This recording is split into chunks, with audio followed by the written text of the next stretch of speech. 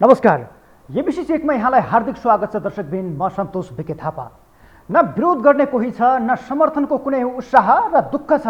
नेकपा माओवादी केन्द्रका अध्यक्ष पुष्पकमल दाहाल प्रचण्डका लागि हाइसुक्क छ। अब हेर्नुस् त, भरतपुर महानगरपालिका फेरि प्रचण्डकी छोरी रेणु दाहालले पाइन्। पाउन बित्तिकै गठबन्धनमा भागबण्डा मिल्यो। न माओवादी भित्रबाट विरोध आयो, न माओवादीले अरू महानगरमा दाबी गर्नुपर्छ भनेर कसैले आवाज उठाए। न भरतपुरमा मेयरको दाबी गर्ने माओवादीबाट अरू कोही निस्किए। प्रचण्डले आफ्नी छोरी सुरक्षित बनाएपछि माओवादी पनि खुस, गठबन्धन पनि खुस। नेकपा माओवादी केन्द्र चितवनमा मात्रै थिएन, जित्नै नसक्ने ठाउँमा अरूको बैशाखी टेक्नुभन्दा अन्य महानगरमा भाग खोजेको भए पनि हुने। तर ठुलो रस्साकसीपछि प्रचण्डले चाहेकै स्थानमा माओवादीले भाग पाएपछि गठबन्धन बीच भागबण्डा मिलेको छ। चितवनमा भाग पाएपछि प्रचण्डले आफ्नो पार्टीको हैसियतभन्दा पनि कम स्थानमा सहमति जनाएका छन्। 6 महानगरमध्ये 3 काङ्ग्रेसलाई दिएर माओवादीले एकीकृत समाजवादी र जसपाकै हैसियतमा आफूलाई खुम्च्याएको छ। कहाँको 49 सिटे माओवादी र कहाँका 15-20 सिटे एकीकृत समाजवादी र जसपा। काङ्ग्रेसको बैशाखी टेक्न पाएपछि अब एउटै हैसियतमा छन्। तथापि प्रचण्डको चाहनाका बावजुद चितवन काङ्ग्रेसले एकपटक पुनः आफ्नो अडानको तिलाञ्जली दिएको छ। केन्द्रबाटै लादिएको शासनका कारण अर्को पटक चितवनका काङ्ग्रेसी जनहरूले माओवादी केन्द्रलाई भोट हाल्नुपर्ने भएको छ। तर काङ्ग्रेसभित्रको आँधी बेहेरी यसै रोकिने छाँटकाँट भने देखिएको छैन। काङ्ग्रेस सभापति समेत रहेका प्रधानमन्त्री शेरबहादुर देउवाले गठबन्धन जोगाउने नाममा पार्टीको निर्णय विपरीत एक लौटी पकड जमाएको भन्दै अर्को पङ्क्ति आक्रोशित बनेको छ। त्यति मात्र होइन, आफ्नो पकड क्षेत्रमा समेत अन्य दललाई दिएको भन्दै चुनावी तालमेलका विषयमा उनीहरूले कलह नै मचाएका छन्। उनीहरू निर्वाचनमा गठबन्धनलाई जिताउने होइन कि काङ्ग्रेसलाई जिताउने मात्रै भन्ने कार्यकर्तालाई सुझाव दिइरहेका छन्। सचेतना त्यो अनुसारको दिइरहेका छन्। अहिले हामीहरू काना खुसी गर्दै थियौँ। गगनजीले मलाई भन्नुभयो, दाइ कस्तो विडम्बना भयो हामीहरूलाई। हामीहरूले त अर्को पार्टीको छापमा स्वस्तिक चिना लगाउनु पर्ने भयो भनेर भन्दै हुन्थे।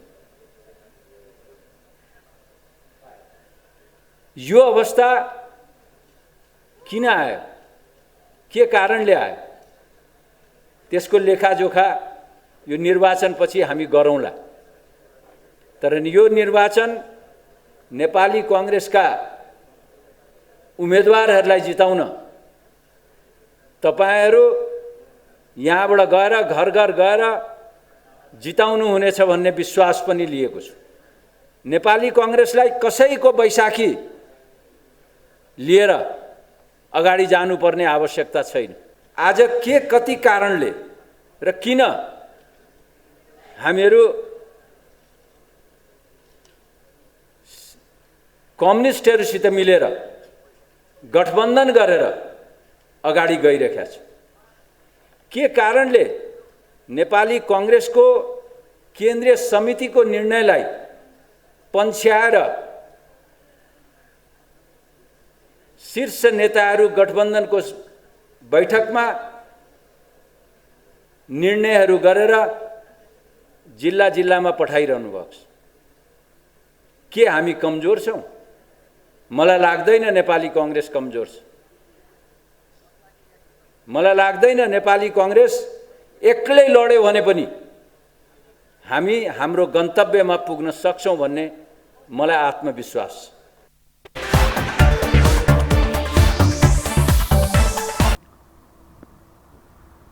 सभापति देउबा बाहेकको अधिकांश काङ्ग्रेस पङ्क्ति गठबन्धनका विरुद्धमा थियो। देउबा इतर पक्षको नेतृत्व गरेका शेखर कोइराला सहितका नेताहरू तालमेल कार्यान्वयनको चुनौतीबारे अझै प्रश्न उठाइरहेका छन्। तथापि देउबाले महानगर र उपमहानगरको भागबण्डामा सहमति जुटाएका छन्, जसलाई काङ्ग्रेसको अर्को पङ्क्तिले स्वीकारेको छैन। उनीहरू मूलतः माओवादी समाजवादी सहितका कम्युनिस्ट पार्टीसँगको तालमेलमै खुसी छैनन्।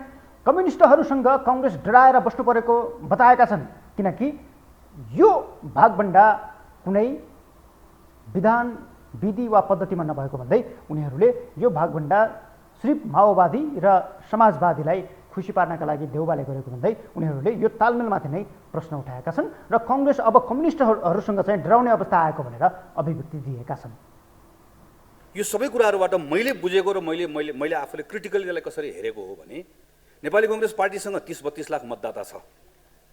हामीहरू 30-32 लाख मतदातामा चित्त बुझाउने हो र 30-32 लाख मतदाता भन्दा हाम्रो मतदाता बढ्दैन भन्ने कुरा ठान्ने हो। हामीले त हिम्मत नगर्ने हो भने हामी निरन्तर रूपमा कुनै न कुनै कम्युनिस्ट पार्टीको डरमा हामीहरू बाँचिराख्नु पर्ने भयो। हामी अहिले डराउने भयौँ। अहिले हामीले सँगसँगै लिएर हिँडेनौँ भने अर्को कम्युनिस्ट पार्टीसँग मिलिन्छ कि डराउने भयो। अब यो चुनाव त सकौँला। यो चुनाव सकेपछि फेरि ठुलो चुनाव आउँछ। ठुलो चुनावमा झन् तर्साउने भए मिल्दिउँ, गइदिउँ उता, छोडिदिउँ, होइन भन्नुपर्ने भयो। फेरि मिल्ने भयो। फेरि मिलेपछि फेरि चुनाव पनि जितौँला। चुनाव जितेको भोलिपल्ट फेरि दिने हो कि होइन, दिने हो कि होइन भन्ने भए, फेरि दिने हो कि होइन भन्ने भए, त्यस पछाडि फेरि हामी डराउने भयौँ, फेरि तर्सिने भयौँ। यो डरमा नेपाली कांग्रेस निरन्तर बनाउने। म नेपालको कम्युनिस्ट पार्टीहरू कुनै पनि बेला एक ठाउँमा आउन सक्दछन् भन्ने कुरा म सचेत छु। हामी सबैले देखि नै सकेका छौँ नि।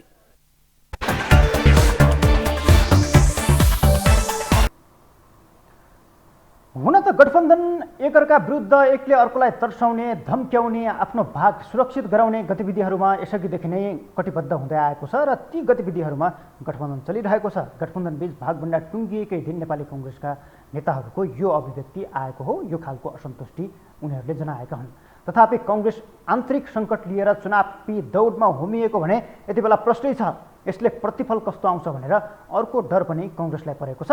तर कांग्रेसभित्रकै अर्को पङ्क्ति जो चाहिँ संस्थापनको हैसियतमा छ उसले चाहिँ तालमेलको इमान्दारितालाई वफादारका साथ निभाइरहेको छ।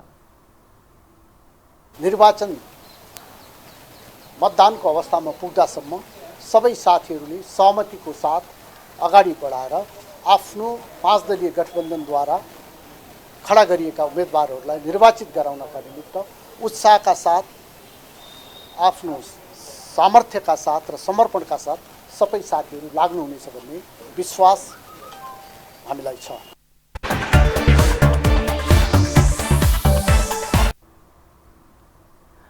भागभण्डाको हिसाब अनुसार पाउन त नेपाली कांग्रेसले आधाभन्दा बढी हिस्सा पाएको छ।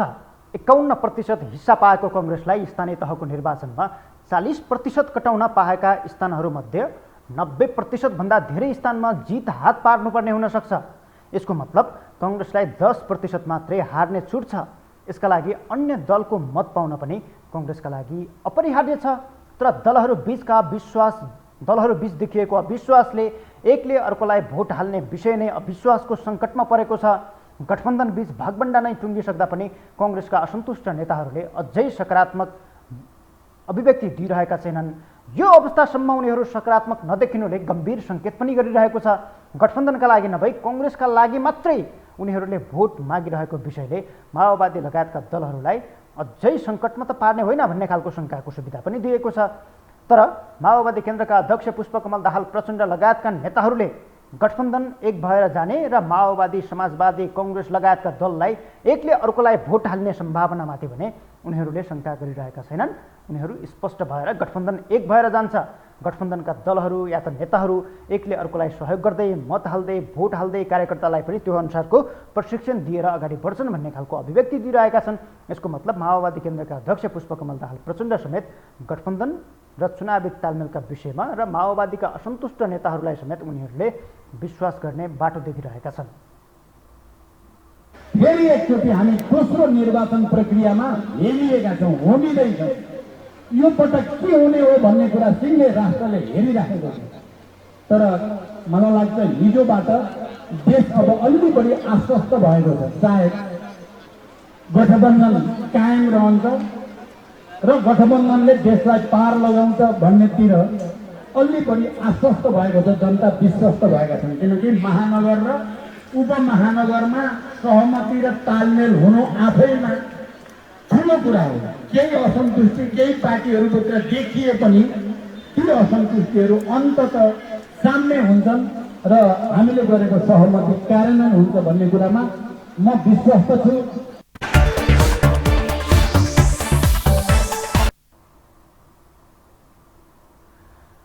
गत निर्वाचनको मत परिणामलाई हेर्ने हो भने पनि पोखरा, हेटौडा र काठमाडौँ लगायतका स्थानमा एमाले स्वतः विजयी हुने सम्भावना छ। तर पार्टी विभाजनको असरलाई कतिसम्म भरपाई गर्न सक्छ एमालेका लागि चुनौतीपूर्ण छ।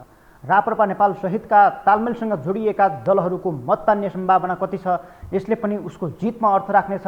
तर एमाले अध्यक्ष केपी शर्मा ओली गठबन्धनका हरेक निर्णयलाई केलाएर कदम चाल्न खोजिरहेका छन्। गठबन्धनले बुधबार मात्रै भागबण्डाको विषयलाई टुङ्ग्याएको थियो। त्यसको एक दिनपछि महानगर र उपमहानगरवादीय निर्णायक छलफल गर्न एमालेको सचिवालय बैठक बसेको थियो। त्यो बैठकले वैशाख 10 मा मात्रै उम्मेदवारको टुङ्गो लगाउने निर्णय गरेको छ। यसको मतलब गठबन्धनले उठाएका उम्मेदवारको अनुहार हेरेर मात्रै आफ्ना उम्मेदवारको टुङ्गो लगाउने तयारीमा एमाले अघि बढेको छ। त्यही अनुसारको नीति एमाले अध्यक्ष ओलीले समेत अवलम्बन गरेका छन्। मूलतः यसअघि 5 दलीय गठबन्धनमा खुम्चिएको सत्ता गठबन्धन अब त्यही स्थानमा अन्य दलसँग पनि तालमेलमा अघि बढेको छ, जसले एमालेलाई दबावमा पार्ने रणनीति गठबन्धनका दलहरूको छ, जसलाई एमाले अध्यक्ष ओलीले विभिन्न बेला विभिन्न समयमा कटाक्ष गरिरहेका छन्। एमालेको सूर्य सिद्ध्याउँछु भनेर कुदेकाहरूको थुतुनो आज त्यसै गरी डढिरहेको छ। एमालेको सूर्य सिद्ध्याउँछु भनेर खान खोज्नेहरूको थुतुनो जलिरहेको छ। प्रतिनिधि सभा बिल्कुल लोकतान्त्रिक कुरा हो। प्रतिनिधि सभाको विघटन र जनतामा ताजा जनादेशका लागि जानेर प्रधानमन्त्रीको काम र प्रधानमन्त्री विरोधीहरूको क्रियाकलापको मूल्याङ्कन जनताले गर्ने कुरा एकदम जायज कुरा हो। त्यो जानै पर्थ्यो।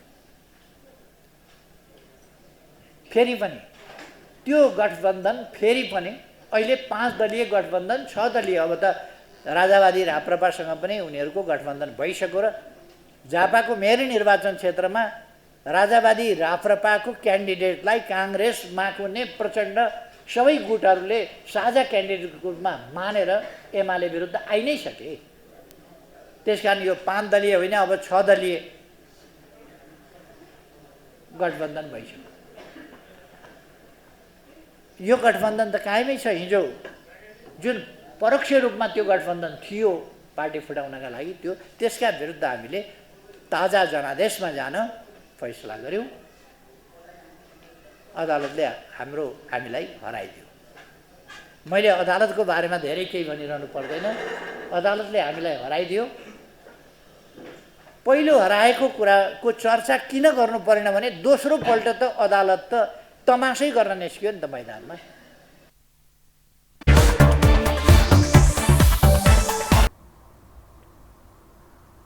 पाँच दल विरुद्ध चुनावी तालमेल सहित 5 दल चुनावमा गइरहेका बेला एक्लै चुनावमा होमिएका एमाले अध्यक्ष ओली अब कुनै पनि हालतमा एमाले चुनाव जित्नका लागि तयार हुनुपर्ने र गठबन्धनलाई हराएर चुनाव जित्न पर्ने र आफ्नो हिस्सा कायम राख्नुपर्ने मत राखिरहेका छन्। र उनले यसका लागि दुई पटक विघटन गरिएको संसद विघटनलाई समेत अब गलत भन्न नहुने भन्ने खालको कार्यकर्तामा प्रशिक्षण दिइरहेका छन्।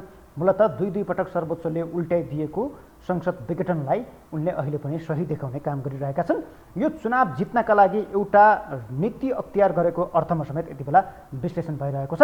चुनावी तालमेलको ताल मिलाउन झन्डै विभाजनको डिलमा पुगेको सत्ता गठबन्धन बुधबारबाट एउटा सहमतिमा त छ।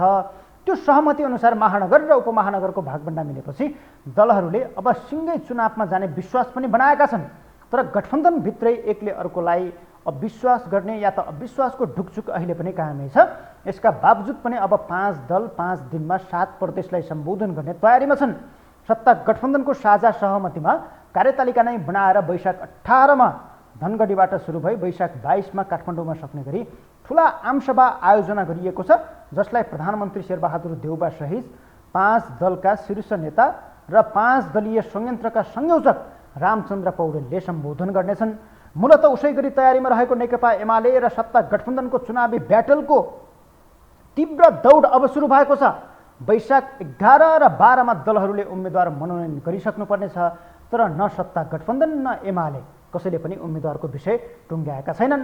गठबन्धनले यसअघि जारी गरेको मापदण्ड, सहमति, मर्म र भावनाहरू अनुरूप सम्बन्धित समितिहरूको बैठक बसी अविलम्ब सिट बाँडफाँड तथा उम्मेदवारको चयन गर्न निर्देश गरेको छ। यसको मतलब तल्लो तहमा समेत चुनावी तालमेलको दबाव केन्द्रबाटै दिइएको छ। एमालेले गठबन्धनका नीतिहरूलाई हेर्ने र सम्भावित जोखिमलाई आकलन गर्दै उम्मेदवार छनौट गर्ने तयारी गरेको छ। आखिर अवस्था कस्तो छ? यस्तो बिचमा एमाले चुनाव जित्ने नीति कसरी अख्तियार गरिरहेको छ र तयारी के छ भन्ने विषयमा थप कुराकानी गर्नका लागि नेकपा एमालेका नेता तथा प्रचार विभाग उपप्रमुख विष्णु रिजाल हाम्रो प्रत्यक्ष टेलिफोन सम्पर्कमा हुनुहुन्छ। रिजालजी, स्वागत छ यहाँलाई एबिसी चेकमा। धन्यवाद सर। अब सत्ता गठबन्धन चुम्बक जस्तो एक ढिक्का भएर आइसक्यो, यस्तो अवस्थामा एमाले कसरी सामना गर्छ र चुनाव कसरी जित्छ? नेकपा एमाले निर्वाचनका लागि सधैँ दम तयार रहँदै आएको छ। हामीले यस अघिदेखि नै निर्वाचनका कार्यक्रमहरू सार्वजनिक रूपमा आयोजना गरिरहेका छौँ र अहिले तपाईँले हेर्नुभयो भने कुनै पार्टीलाई सबभन्दा बढी चुनाव लागेको छ भने नेकपा एमालेलाई लागेको छ भन्ने स्वाभाविकहरूले बुझ्न सक्नुहुन्छ। हाम्रो पार्टीका अध्यक्ष कमरेड केपी शर्मा ओली 1 महिनामा मात्रै 28वटा जिल्लामा सार्वजनिक कार्यक्रममा सहभागी हुनुभएको छ। त्यसै गरी हाम्रा पार्टीका सबै कमिटीहरूका स्टेजमा बैठक भेलाहरू सम्पन्न भएका छन्। हाम्रा पार्टीका प्रमुख नेताहरू सबै एकचोटि देश दौडा गरेर फर्किनु भएको छ र हामीले परिस्थितिको राम्रोसँग आकलन गरेका छौँ। स्थानीय तहमा कसरी जानुपर्छ, के मुद्दाहरू उठाउनुपर्छ, के कति कामहरू गर्न सक्यौँ, कतिपय कामहरू पाइपलाइनमा छन्, हाम्रा विरुद्धमा के कस्तो गठबन्धन हुनसक्छ र त्यसको हामीले कसरी सामना गर्नुपर्छ भन्ने बारेमा हामी पूर्ण रूपमा सचेत छौँ। अब तपाईँहरूका विरुद्ध त 5 दलीय गठबन्धन 5 स्थानमा ठुला आमसभा गर्ने गरी तयारीका साथ अघि बढेको छ। कार्यतालिका नै आइसक्यो नि त, अब त तपाईँहरूलाई दबाब पनि परिरहेको होला यो विषयले। त्यसले केही पनि लथरपट लाउँदैन, किनभने यस्ता आमसभा त हामीले यस्ता कि एकल रूपमै गरिसकेका छौँ। हामीले जहाँ आमसभाहरू गऱ्यौँ तपाईँले जनताको अपूर्व समर्थन उत्साह देख्नुहुन्छ। हिमालका जुम्ला, कालीकोट, सोलुखुम्बुदेखि तराईका सर्लाहीसम्मका हाम्रा सभाहरू तपाईँले हेर्नुभयो। कपिलवस्तुका वीरगञ्जका आमसभाहरू हेर्नुभयो भने आमसभा भनेको कस्तो हुन्छ नि त, के हुनुपर्छ भने हामीले यसरी पनि देखाइसकेका छौँ। हामीले 1 महिना अगाडिदेखि नै गरेको कामहरू उहाँहरू अहिले गर्दै हुनुहुन्छ। जति दलका नाममा टाउको जोडे पनि उहाँहरूको सभामा हुने मान्छे भनेको उति नै हुन्। अब अहिले अवस्था कस्तो आइपर्यो भने गठबन्धन जुन हिसाबलाई चाहिँ गठबन्धनलाई भिडाउने, लडाउने र फुटाउने तपाईँहरूको उद्देश्य त अहिले चाहिँ पुरा भएको अवस्था देखिएन। अब सिङ्गो 5 दल एक भएर जाँदाखेरि एमालेको कल्याण रहन्छ त भन्ने खालको विश्लेषण पनि बाहिर भइरहेको छ। यसले चाहिँ तपाईँहरूलाई चाहिँ अलिकति तनाव दिने खालको वातावरण बनेको छैन? त्यो भनेको स्वार्थको गठबन्धन हो, अवसरको गठबन्धन हो, एउटा जालजेलको गठबन्धन हो। हामीले छुटाउने, फुटाउने वा बनाउने होइन, उहाँहरूकै आफ्नै कर्मको कर्मले त्यसको आय निर्वाह हुने हो। त्यो कुनै सैद्धान्तिक गठबन्धन होइन। 5तिर फर्केका दलहरू छन्, एकअर्काको टाउको मूल्य तोकेकादेखि टाउको मूल्य तोकी माग्नेहरूसम्म आज कुन स्वार्थले एकै ठाउँमा उभिएका छन्। आफैले दक्षिणपन्थी यथास्थितिवादी बुर्जुवा भनेको नेपाली काङ्ग्रेसलाई नेता बनाउनको लागि वामपन्थी खोलोडेका नेताहरू कसरी दौडधुप गरेर लाग्नु भएको छ र यसको परिणाम के हुन्छ भन्ने त उहाँहरूले स्थानीय तहको निर्वाचनपछि देखिहाल्नुहुन्छ। नेपाली जनताले परिवर्तनका पक्षमा देखाएको अभिमत र परिवर्तनका पक्षमा प्रकट भएको रुझानलाई काङ्ग्रेसको पोल्टामा लिएर हाल्ने र रूप चिन्हसँग बेच्ने जुन उहाँहरूले दुस्साहस गर्दै हुन्छ, यसले हामीलाई खासै केही फरक पार्दैन। नेकपा एमाले आफ्नो कुरा बुझाइरहेको छ, बुझाउँछ। जनता नेकपा एमालेको पक्षमा छन्। अब उम्मेदवारी छनौट लगायतका विषयहरू पनि तपाईँहरूले टुङ्ग्याउनु भएको छैन। गठबन्धनले छनौट गरेपछि मात्रै गर्ने हो कि के खालको तयारी चाहिँ तपाईँहरूको छ? अधिकांश ठाउँमा हाम्रा उम्मेदवारहरू सर्वसम्मत भएका छन्। निर्वाचन भएको हुनाले म राम्रो गर्न सक्छु भन्ने केही स्वाभाविक दाबीहरू आएका छन्।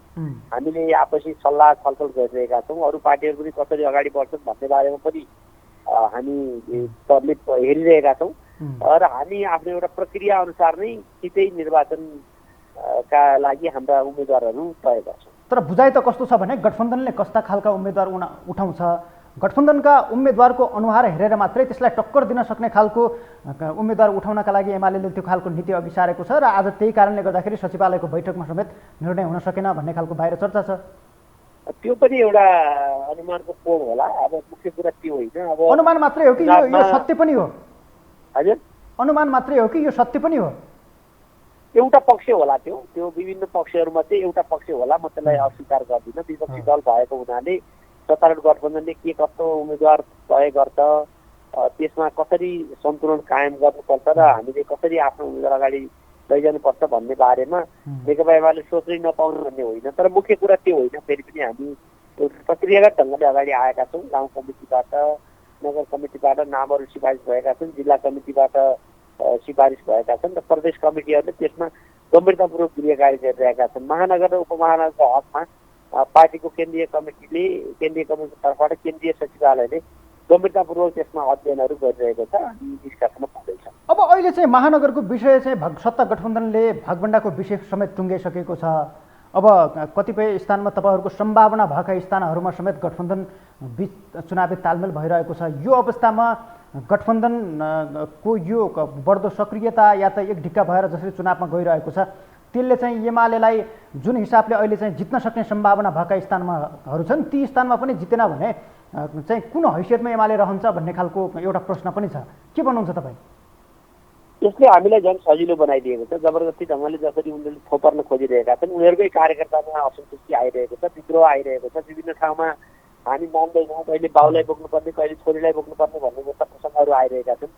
अब मानवमा पार्टीबाट खन्याउन सकिँदैन मत भन्ने पनि मतहरू आइरहेका छन्। उहाँहरू जहाँ जहाँ गठबन्धन गर्दै हुनुहुन्छ पहिलो कुरा स्पष्ट के छ भने उहाँहरू कमजोर भएर गठबन्धन गरिरहनु भएको छ। एमालेसँग एक्लै लड्न सकिँदैन भन्ने निष्कर्षका साथ उहाँहरू गठबन्धनमा जानुभएको छ। दोस्रो कुरा गठबन्धन हुने बित्तिकै 100% मतहरू चाहिँ तपाईँले क्यालकुलेटरमा राखेको छ एकै ठाउँ पर्छन् भन्ने होइन। विगतमा पनि तपाईँले देख्नु भएको छ गठबन्धन हुँदा पनि कतिपय ठाउँमा हामीले त्यसलाई परास्त गर्दै त्यसले गर्दा मलाई लाग्छ यो गठबन्धनले हामीलाई धेरै केही असर गर्दैन। उहाँहरूभित्र चाहिँ जुन असन्तुष्टि हो त्यसले झन् बढी चाहिँ फाइदा गर्छ। अनि त्यही असन्तुष्टिकै फाइदा लिएर चुनाव जित्ने तपाईँहरूको तयारी पनि होला नि फेरि? हाम्रो त आफ्नै तयारी छ, हाम्रो आफ्नो एजेन्डा छ, हाम्रो आफ्नो कार्यक्रम छ। सरकारमा त हामीले गरेका राम्रा कामहरू छन्। जनताको बिचमा केपी शर्मा ओलीको एउटा राजनेताको छवि छ, बोल्ड नेतृत्व छ, हामीसँग स्पष्ट दृष्टिकोण छ। हाम्रा चुनाव जित्ने आधारहरू सहायक कारणको रूपमा हामीले त्यसपछिहरूलाई पनि नोटिसमा चाहिँ राख्छौँ। हस्, यहाँलाई धेरै धेरै धन्यवाद। हस्। उहाँ हुनुहुन्थ्यो नेकपा एमालेका नेता विष्णु रिजाल। हामीले चुनावी तालमेल र सत्ता गठबन्धन जुन हिसाबले अगाडि बढिरहेको छ र एमालेको नीति कसरी अगाडि बढ्दैछ भन्ने विषयमा कुराकानी गरेका थियौँ। सत्ता गठबन्धनमा आबद्ध 5 दल चुनावी तालमेलसहित होमिएका छन्। उनीहरूले महानगर र उपमहानगरपालिकाको भागभण्डा समेत टुङ्ग्याएका छन्। तर उम्मेदवार छनौटको विषय टुङ्गिएको छैन। नेकपा एमालेको हकमा पनि उम्मेदवार छनौटको विषय टुङ्गिएको छैन, किनकि नेकपा एमाले चाहन्छ पहिला गठबन्धनले उम्मेदवार अगाडि सारोस् र ती उम्मेदवार कस्तो छन्, कुन हैसियतको छन्, कुन स्तरको छन् र ती अनुहार हेरिसकेपछि मात्रै आफ्ना उम्मेदवार पठाउँदा त्यसले सम्भावित जोखिम टार्न सक्छ भन्ने एमालेको तयारी छ। तर सत्ता गठबन्धनमा किचलो मचिएको छ, काङ्ग्रेसभित्रै किचलो मचिएको छ। काङ्ग्रेसको अर्को एउटा असन्तुष्ट पक्ष जो चाहिँ सभापति देउबा इतरको पक्ष भनेर चिनिएको छ, त्यो पक्षले अहिलेसम्म पनि देउबाको या त चुनावी तालमेलका लागि महानगर उपमहानगर लगायतका विषयमा चाहिँ भागभण्डाको जुन विषय छ त्यो विषयमा सहमति जनाएको छैन। उसले सभापति देउबा एकलौटी ढङ्गले अगाडि बढेको भन्दै चुनावी तालमेलका विषयमा समेत प्रश्नहरू उठाइरहेको छ। यसले आगामी चुनावमा काङ्ग्रेस, माओवादी, एकीकृत समाजवादी, जसपा, जनमोर्चा लगायतको जुन एउटा चाहिँ सत्ता गठबन्धन छ त्यो गठबन्धनमा अन्तर्घात, अविश्वास लगायतका कुराहरूले एकले अर्कोलाई मत हाल्ने सम्भावनामाथि समेत पटक पटक प्रश्न उठाइएको छ र यो प्रश्न निरन्तर उठिरहने खालको सम्भावना यति बेला देखिएको छ। हवस् त, आजका लागि एबिसी चेक यहीँ सकिन्छ। यो टेलिभिजन हेर्दै गर्नुहोला। नमस्कार।